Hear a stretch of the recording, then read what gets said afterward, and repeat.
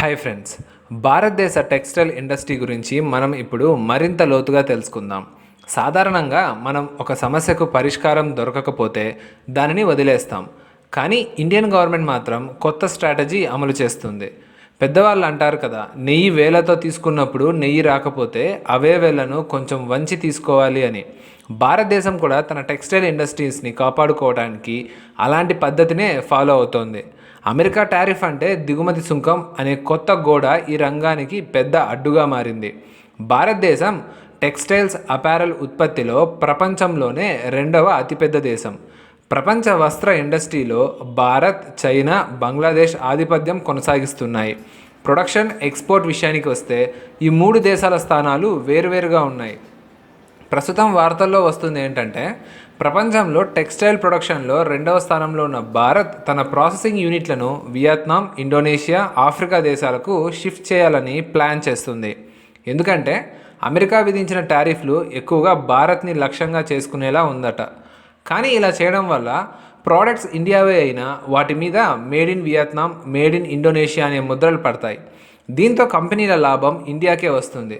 కానీ అమెరికా నేరుగా భారత్ను టార్గెట్ చేయలేదు. అమెరికాలోని పెద్ద కంపెనీలు ఇప్పటికే భారత్ నుంచి ఆర్డర్లు రద్దు చేయడం ప్రారంభించాయి.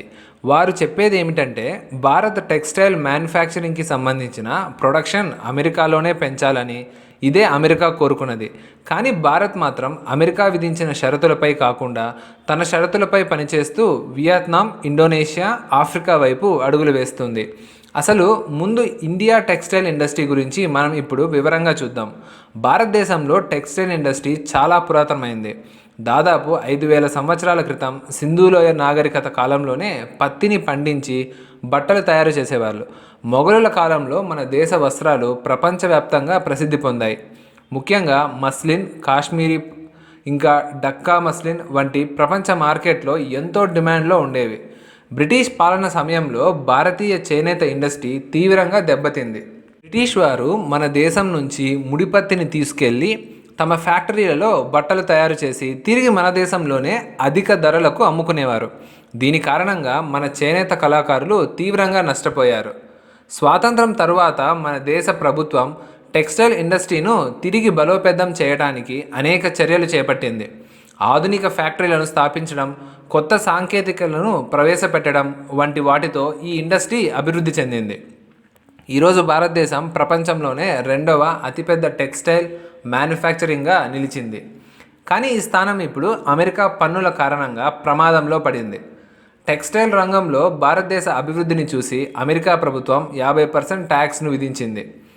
దీని వెనుక ఉన్న ప్రధాన ఉద్దేశం భారత్ నుంచి ఇంపోర్ట్ చేసుకునే వస్త్రాల ధరలను పెంచడం.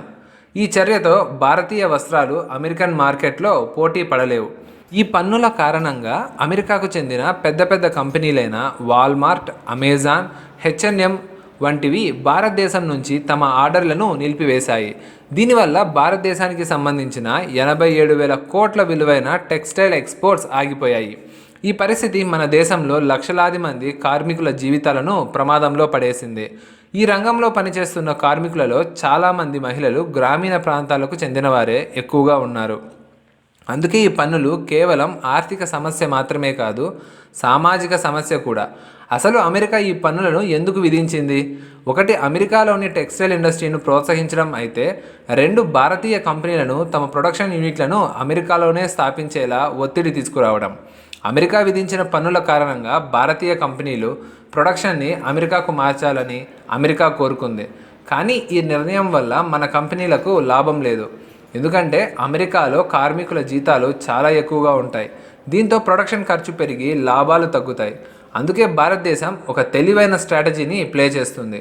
దీనిలో భాగంగా మన కంపెనీలు తమ ప్రొడక్షన్ యూనిట్లను వియత్నాం, ఇండోనేషియా, ఇంకా ఆఫ్రికాలోని కొన్ని దేశాలకు మార్చాలని నిర్ణయించుకున్నాయి. ఈ నిర్ణయం వెనుక ఉన్న కారణాలు ఏంటంటే, తక్కువ ట్యాక్స్.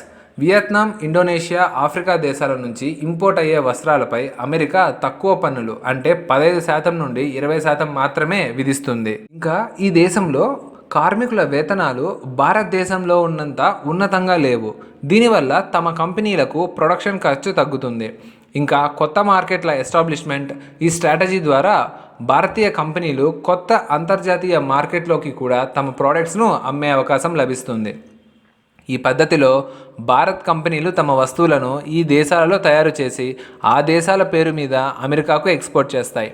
దీనివల్ల అమెరికా విధించిన పన్నుల నుంచి తప్పించుకోవచ్చు. భారతదేశం టెక్స్టైల్ ఇండస్ట్రీ ఇంపార్టెన్స్ను తెలుసుకోవాలంటే కొన్ని స్టాటిస్టిక్స్ చెక్ చేయాలి. మొత్తం పారిశ్రామిక ఉత్పత్తిలో 13% ఈ ఇండస్ట్రీ నుంచే వస్తుంది. వ్యవసాయం తర్వాత అత్యధిక ఉద్యోగాలు కల్పించేది ఇదే. దాదాపు 4.5 కోట్ల మందికి ప్రత్యక్షంగా ఉద్యోగాలు కల్పిస్తుంది.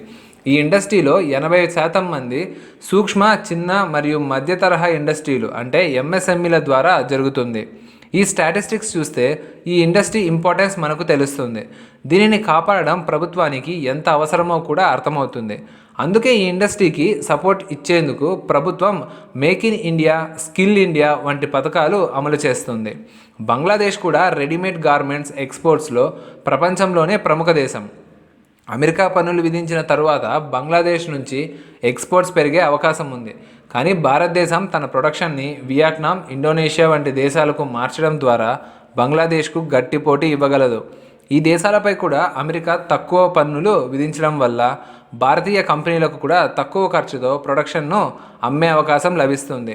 2030 నాటికి భారతీయ టెక్స్టైల్ ఇండస్ట్రీ $350 బిలియన్ పెరుగుతుందని, 6 కోట్ల ఉద్యోగాలను సృష్టిస్తుందని అంచనా వేయబడింది. కానీ ఈ అంచనాలు అమెరికా పన్నుల ప్రభావం లేనప్పుడు వేసినవి.